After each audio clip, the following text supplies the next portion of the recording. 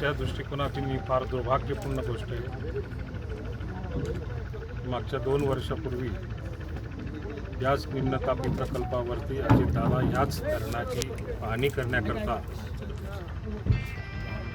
आणि या धरणाला पुरेसा असा निधी उपलब्ध करून देण्याकरता त्याची पाहणी केली आणि बरोबर त्याच 2 वर्षानंतर त्यांच्या अस्थि विसर्जनाचा कार्यक्रम आम्हाला या ठिकाणी करावा लागतोय। ही आमच्या दृष्टिकोनातून अतिशय दुर्भाग्याची गोष्ट आहे।